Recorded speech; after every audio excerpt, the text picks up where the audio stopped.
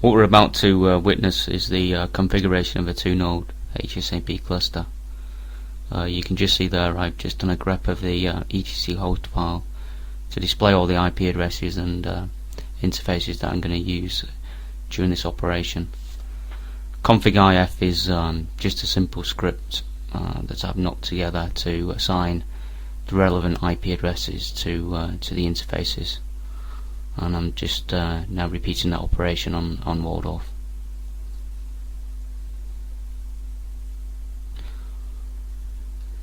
We'll now create an enhanced concurrent volume group for the non-IP disk heartbeat network.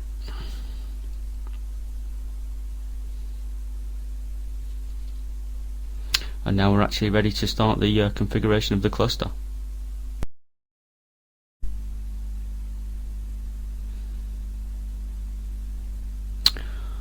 Okay, so we're going to actually see cluster configuration now using two methods. The first one is what we generally refer to as the wizard. So build the cluster in about 90 seconds or so with the answer to 5 simple questions.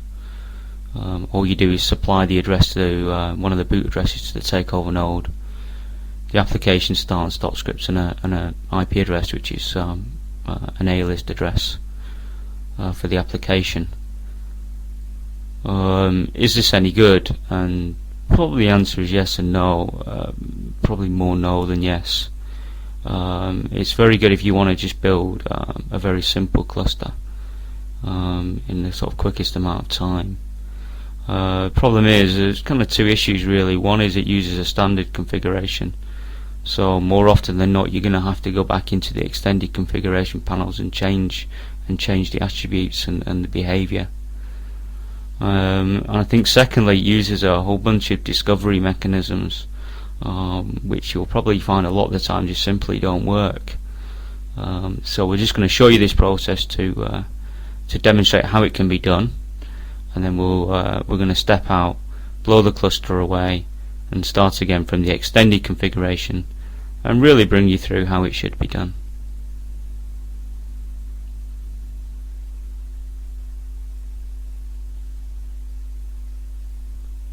That's completed now, so COTOP info will list the configuration. So there's our cluster, and in this case the wizard actually just sync it to the other node. So all would effectively have to be done now is just you start the cluster, and there you go, you've got high availability. So this is now the extended path, so we jumped into extended topology, and we're just going to basically work our way down the list. So the first thing to do is add the name of the cluster.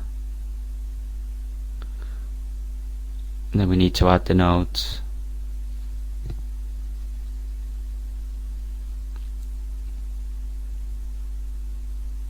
Communication path can be any one of the boot addresses. Typically I just tend to pick the first one.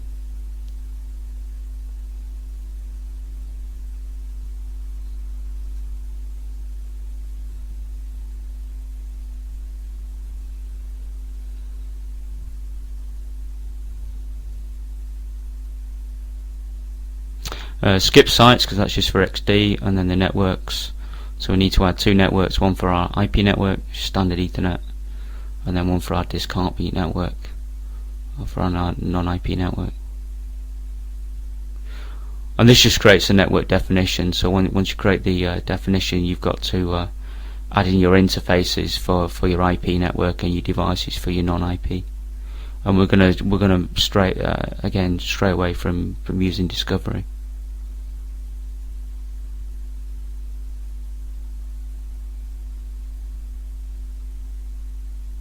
So there's 4 interfaces to add, the 2 boot addresses on both nodes, and it's very easy. You can just select them, F4 select them from the UTC host file.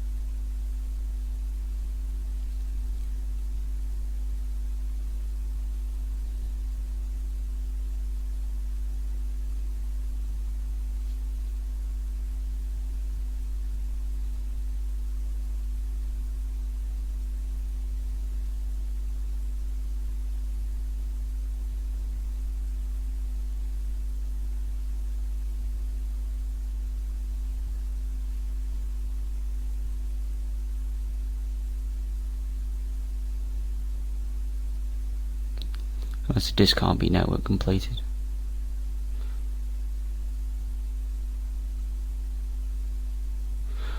And then finally we're going to add the persistent node labels for both Statler and Waldorf. And these are very useful for monitoring and for administrative purposes. Again, they're an IP alias assigned to any one of the boot adapters, which HA will strive to keep highly available for you.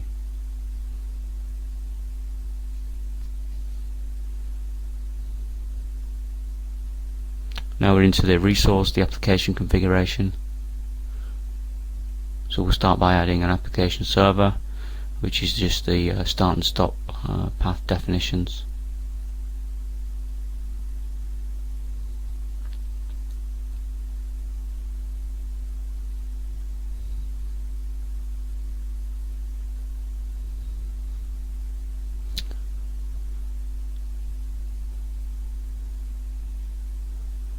Now for the service address, so again this is by default an IP alias, and it's the address that we'll use per application, so that our clients connect to.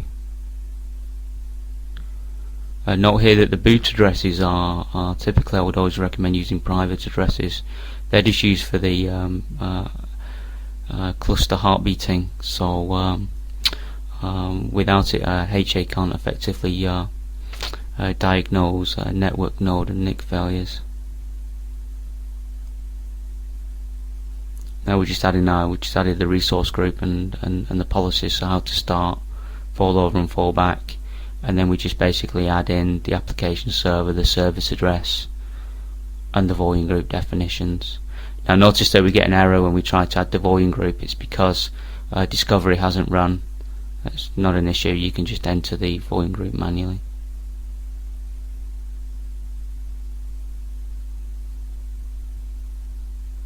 And that's the process completed, so we can see our top info to list configuration, and then when we're happy we can just simply sync the cluster, which we do. I think the easiest way to do that is just simply via CLDAIR.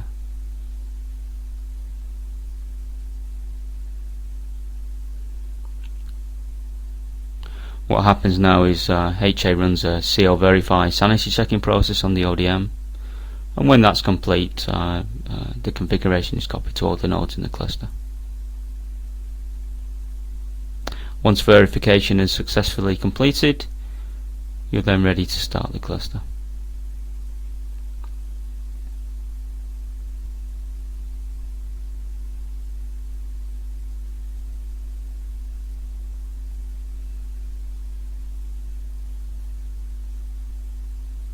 And that's almost complete. So hopefully you found that extremely useful. So we've seen cluster configuration both from a simple element and from a more complex element. Thank you very much.